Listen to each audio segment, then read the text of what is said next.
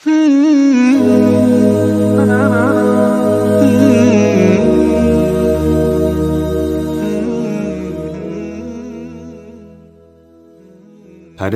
mukammal o'rindash va nafli amallar bilan Allohga yaqinlik izlash.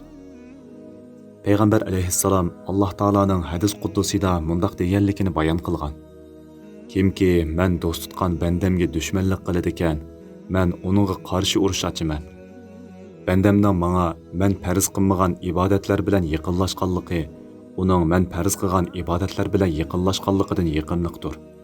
Bandam nafli ibodatlarni o'rindash orqali menga yaqinlashidi. U menga yaqinlashish orqali mening muhabbatimga erishidi. Men biror bandamni do'st tutsam, men uning anglaydigan quliqi, ko'radigan ko'zi, tutadigan qo'li, mangadigan puti bo'lib qolaman. Bu chaqda u mendan nima tilasa shuni beraman. Mendan panoh tilasa panohlik beraman. Bu hadisda bir qancha masalaga ishorat qilingan bo'lib, birinchisi Mümin odam farzlarni to'liq o'rindash bilan birga nafli amallarni mu o'rindasa, u Alloh taolaning himoyasiga kirgan bo'ladi.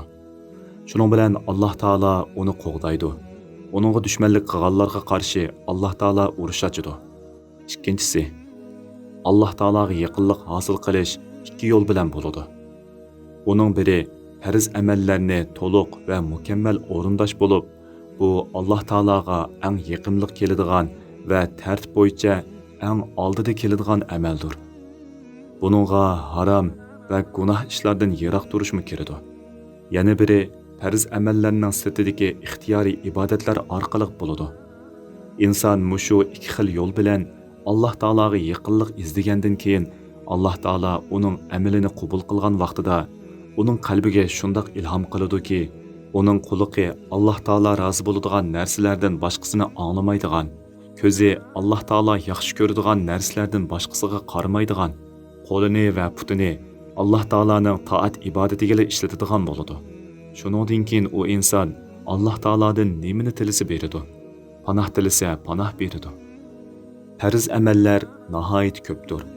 Biz biladigan namoz, ro'za, zakot, haj qatorliq amallar islomning asosli farzlari bo'lib, buningdan boshqa farzlarni mu to'liq va mukammal o'rindash talab qilinadi.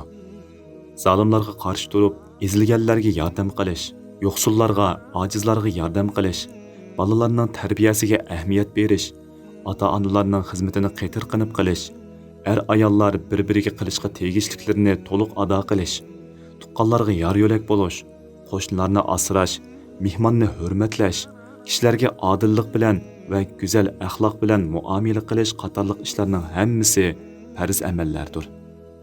Shuningdek, musulmonlar haqida to'g'ri qarashda bo'lish, yomon gumonda bo'lmaslik, kishilarning aybini yo'gash, xatoligini afu qilish, hayvonlarga rahim shafqatlik bo'lish qatorliqlarning hammasi farz amallarga kiradi. Gunoh, yomon ishlardan saqlanish, haromdan qochish, tuhmatdan, g'ayvatdan, mutakabbirlikdan saqlanish qatorliqlarmi farzdir.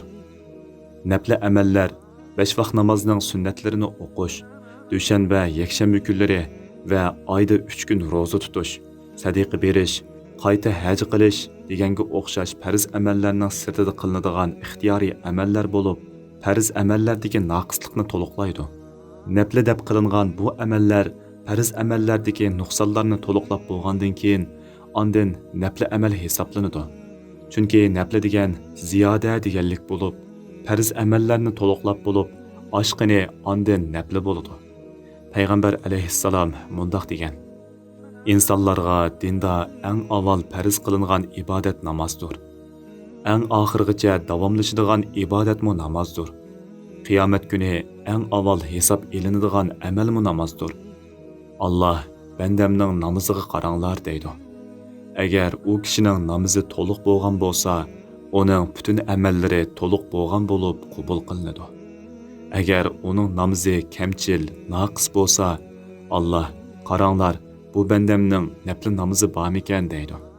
Agar nafli ibodatlar bo'lgan bo'lsa, u nafli ibodatlar bilan farzning nuqsonlari to'liqlanadi.